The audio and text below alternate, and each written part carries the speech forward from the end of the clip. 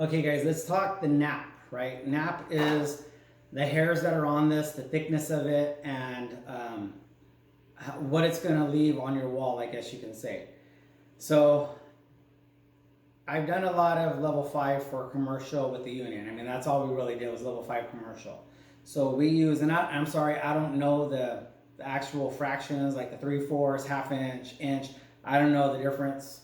I mean, you guys will know when you go to the stores and you guys see the ones. And it says on the bags, when you buy them, it'll say smooth, semi-smooth, medium to heavy texture. It'll say on the bag like what it's for.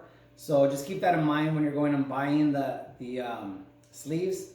You know, just check the bag if you're not sure what the thickness should be. It's going to say on there semi-smooth, smooth, rough, texture, things like that. So obviously if you're going to go with a smooth or a level 5, then you want the thinnest that you can have, because that's going to leave the least amount of paint. It's rolling it on, rolling it off, but giving it the coverage. And you don't need to have this thick because there's no crevices like what you would have in the texture to have to get in between. This is just going to be a smooth wall, slick wall, and that's just going to get right onto the wall without any issues. Now if you do have a medium to a heavy textured wall, you're going to want something that's snappier and thicker. So this one is a lot more plushy, it has a lot more fill to it. This one's the same thing, it's a lot thicker. I do have another new one of this.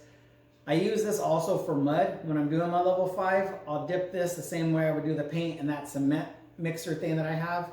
And I'll thin down the mud enough where I can roll this, and then I'll roll the mud on the wall. So this one gets used a lot for both the mud and the paint. And then the same thing with your little ones, your little weenie roller, finger rollers, whatever you want to call them. They'll have smooth ones and they'll have heavy texture. I use these a lot when I'm doing patches because I have small patches, and without having to bust out all this stuff, I can just use these. So the thickness does matter when you're using your sleeves. Again, just pay attention to what the bag says. I would say if there's any kind of medium, if there's any kind of texture at all, I would always go with the heavier one that you can get. It's just going to give you more coverage. It's going to get on some nooks and crannies. It's going to get enough paint sopped up on this that's going to be able to put that on the wall. And if you're doing any kind of a smooth wall, I would just go with the thinner one, whatever the smaller nap is, because you don't want to leave a heavy texture, because even these itself will leave a texture.